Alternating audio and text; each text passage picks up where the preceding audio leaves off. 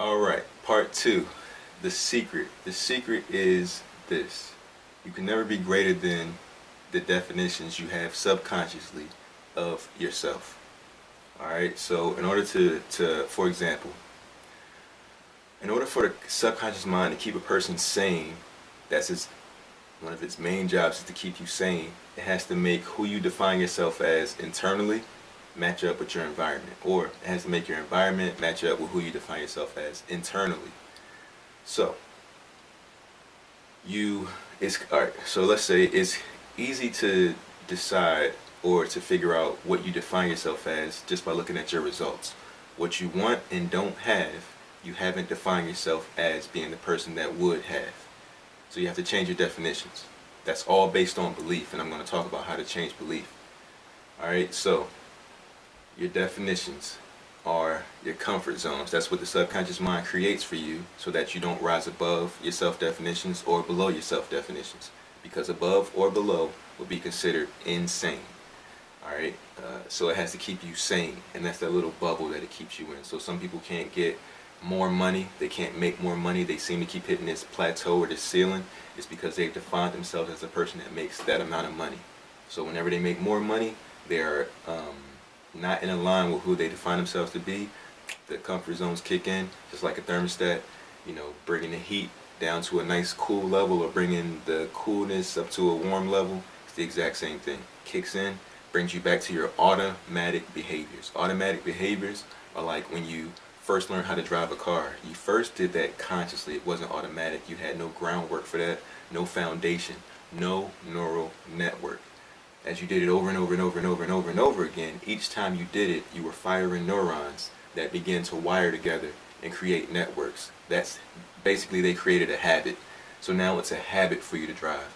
You can do it unconsciously. Like you can get in a car, drive to work while you're for women putting on makeup or whatever. For guys, you could be talking to your friend in the car, talking to somebody in the back seat, doing whatever, texting as people shouldn't be doing whatever, any of those types of things, and then get to work and be like, dang, did I stop at the red lights? I can't even remember, because you did it unconsciously. You created a neural network that is actually like creating a person that does for you when your mind is somewhere else. Alright, so if you've ever had a repetitious type of thing to do, like a repetitious job or a repetitious hobby or something like that, and you go somewhere else in your mind while you're doing it and it still gets done but you weren't consciously there, that's because you've created a habit. So what you need to do is create the habits of the person that would have the things you desire. You need to create the neural network, the foundation, because you couldn't walk, talk, or drive before you had a foundation. You had to consciously do it, and consciously doing it is like willpower. You have to consistently be conscious to do it. What you want to do is make it automatic, so that you automatically have those behaviors, so that you automatically get those results. Your automatic behaviors right now have gotten you the results that you have now. So how do we change our definition so that we change our automatic behaviors? The subconscious mind is the mind of belief. Belief is be life. Believe, be live.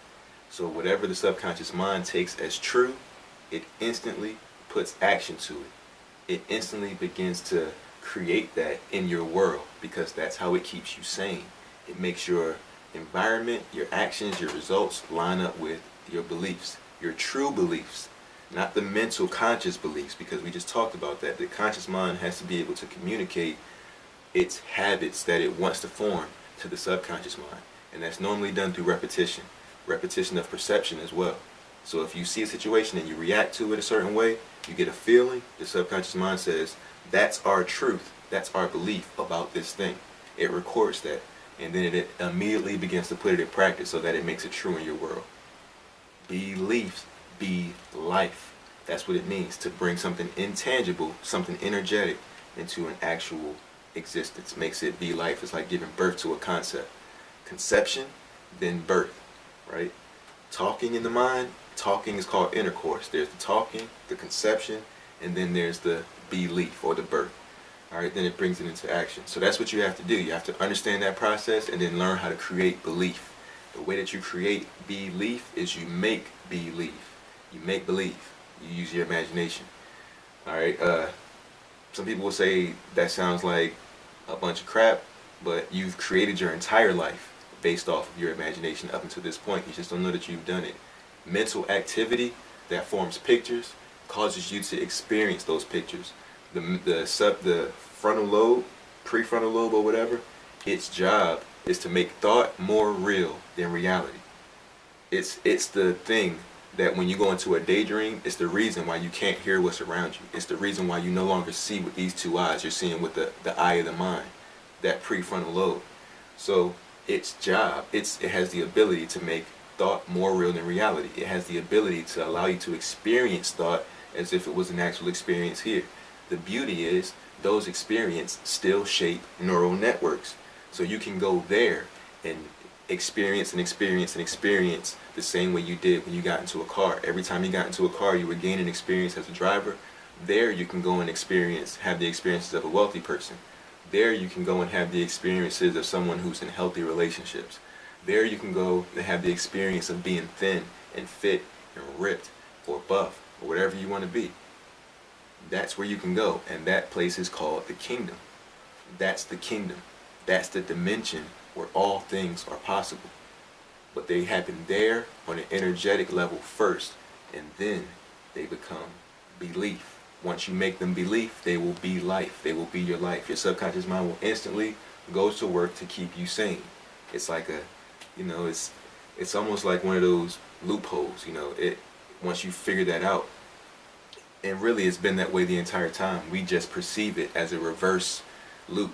We perceive it as the environment dictates who we should be, when truly we feel who we are based off of the environment, but really we should feel who we want to be so we can change the environment. Feel who you want to be, and then the subconscious mind will go to work for you and making that become life. Feel who you want to be, feel that you are that person, and then the subconscious mind will go to work in keeping you sane. It has to make the inside person line up with the environment. Alright, so it'll change your comfort zones depending on who you perceive yourself to be. If you want to make more money, what would it feel like if you made more money? If you want to be in better relationships, what would it feel like if you were? If you want to be thinner, what would it feel like if you were a thin person? What would it feel like? What would be the attention that you would give?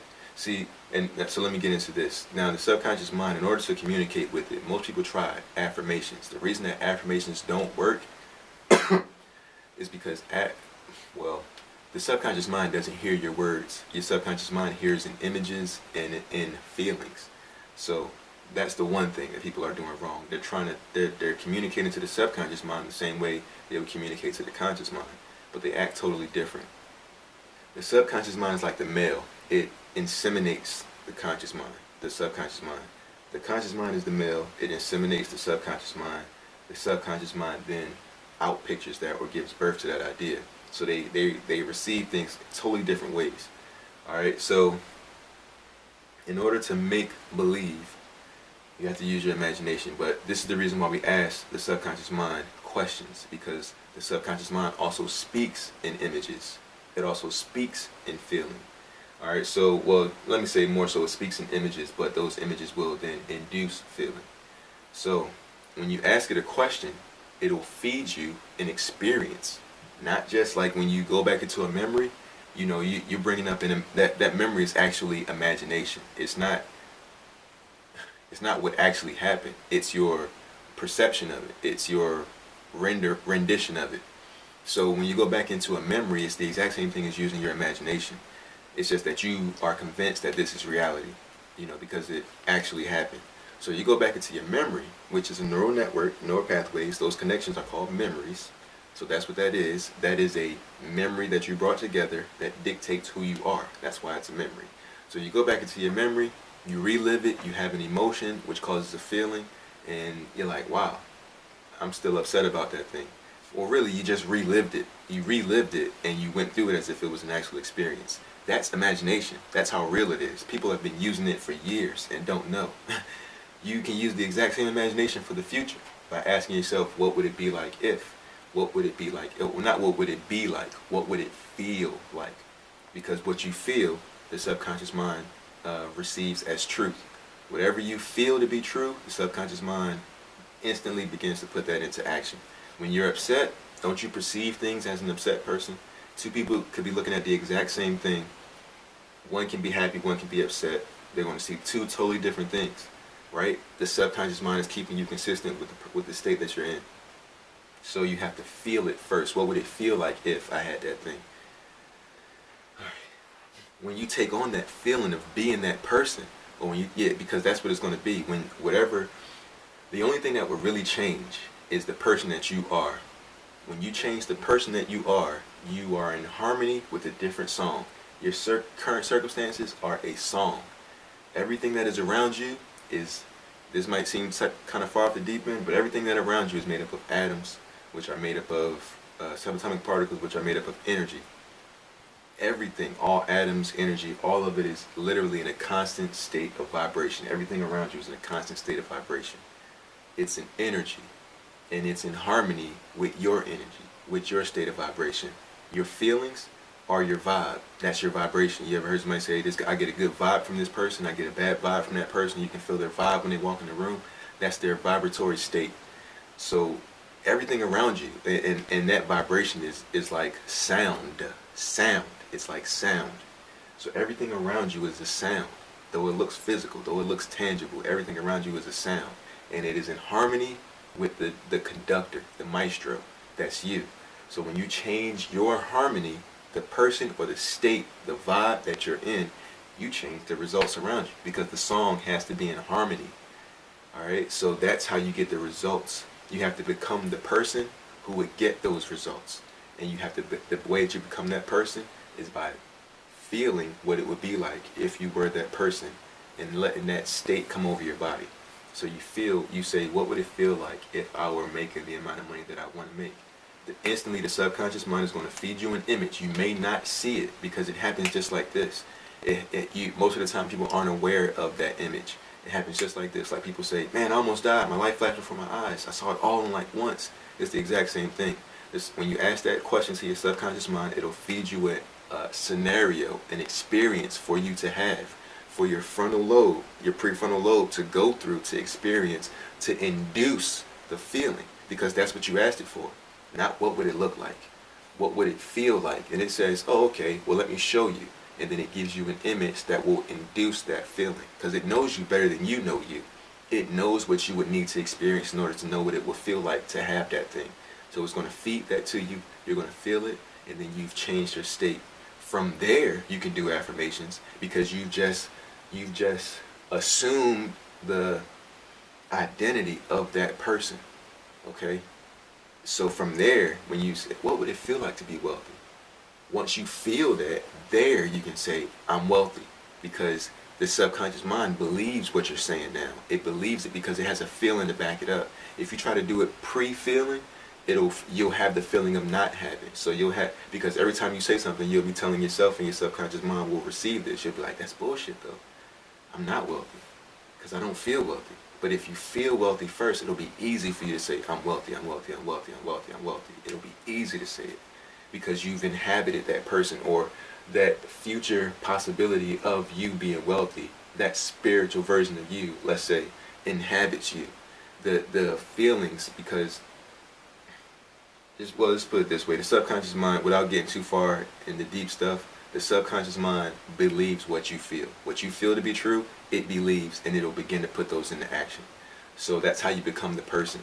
It's interesting that the word substance, faith, is the substance of things hoped for. Right now you have a thing that you're hoping for. It's a desire. You have a desire that you're hoping for. Well, you need the substance of things hoped for in order to receive them. Faith is the substance. That word substance means what has actual existence. That means that there's a substance that exists before you actually receive the thing that you want. It's called faith. Faith is the substance of the thing hoped for. That word substance also means person. You have to be the person who would naturally have the things that you desire. You have to be that first. That is the substance, and that is a neural pathway, and it's an energetic substance. It's a feeling and an emotion. It's all those things. You have to have that first. You have to be aware of being the person. You have to define yourself as that person. And how do you define yourself? How do you make believe? Or how do you define yourself? You're defined off of your beliefs. How do you make believe? By making the subconscious mind feel that something is true. And how do you do that? By asking what it would feel like if it were true.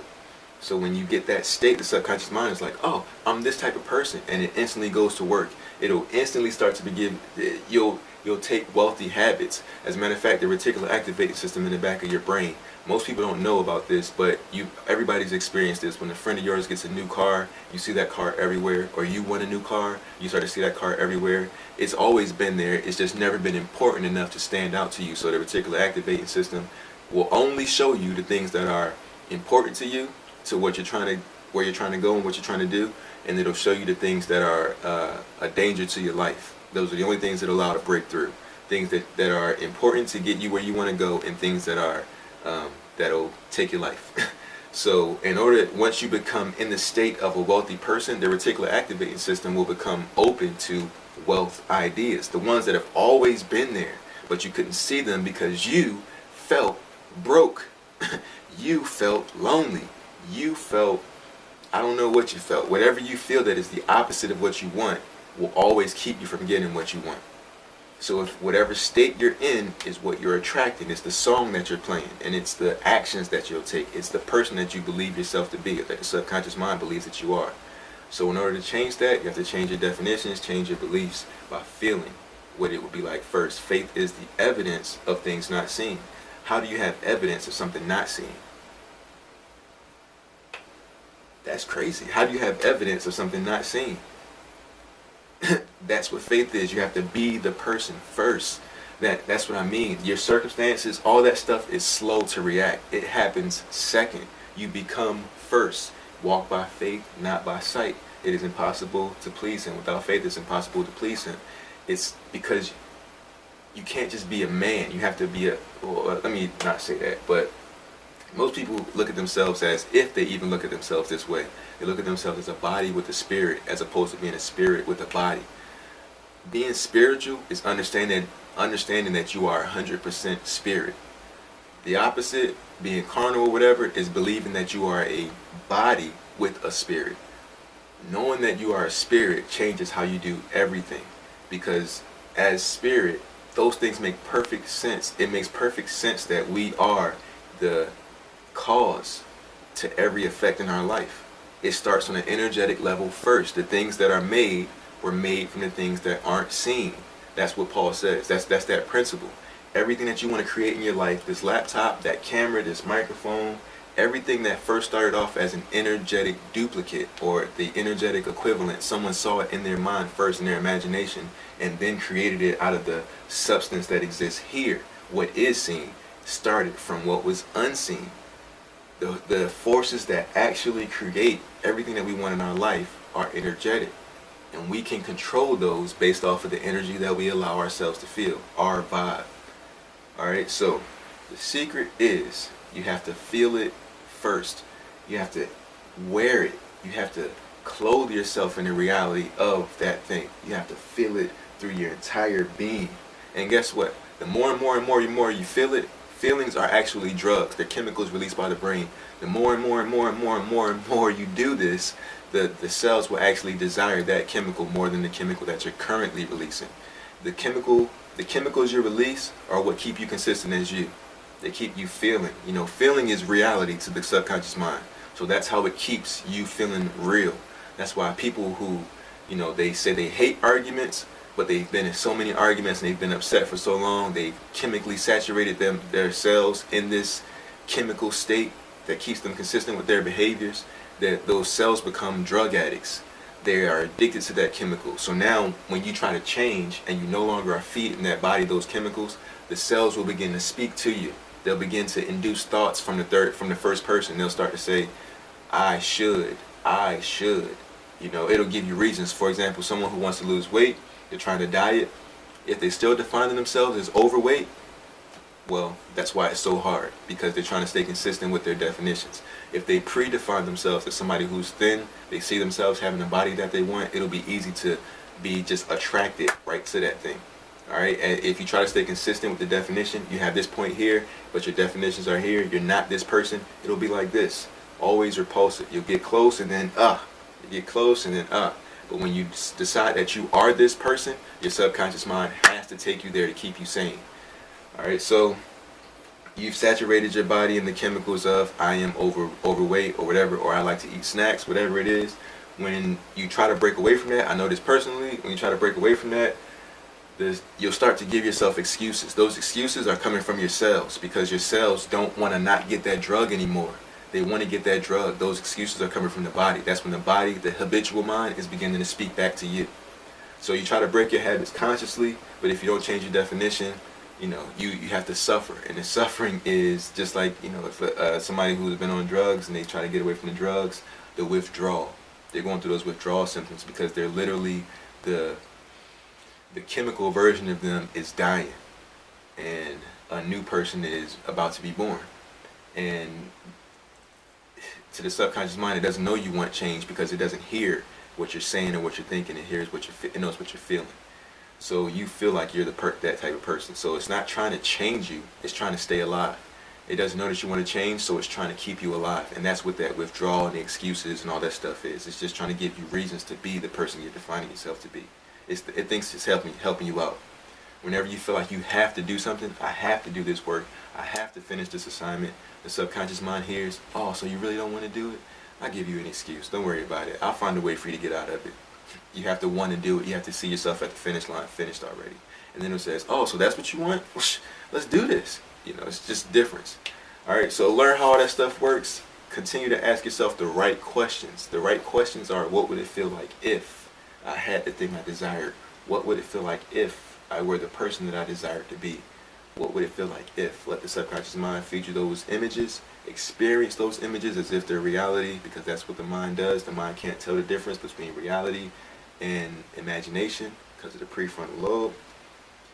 Get into that state, and you'll know when you're in that state because you'll receive emotion from your imagination. If there is no feeling in your body, if the feeling doesn't change, then it didn't work. You didn't do it right. When you argue with somebody in your head, you come out of the argument upset, even though it's never really happened. Well, to the mind, it has happened. You come out of that upset. You know what I mean? So think about that. That should be your measuring rod. Everybody's had the experience of having a memory and then having a feeling based off of that memory. Make a future neural connection, the future neural connection of yourself, the you before the you, the behavior before you even before you have a environmental excuse to have that behavior. Have the behaviors first. That's how the person who is faithful over the little, over the small, becomes ruler over the large things, because he's become the person first. He's become the person of that experience before the actual experience. Alright, so whatever you desire to have, whatever you desire to be, don't wait for the environment to tell you that you should be that. Be it first. Go into the kingdom. Seek ye first the kingdom, and all the things will be added, because the things will be in harmony with who you have become in the kingdom. Don't chase the things, because chasing the things is the energetic duplicate of not having the things. Alright? Hopefully this helps. I feel like this is probably the best take that I've done, so I'm going to end this now. Hopefully everybody understands what I'm saying. If not, feel free to leave comments, questions, all that stuff below. And I'll be making more videos too, to kind of give some more details and science behind everything that I've said. Thank you guys for watching. Have a good day.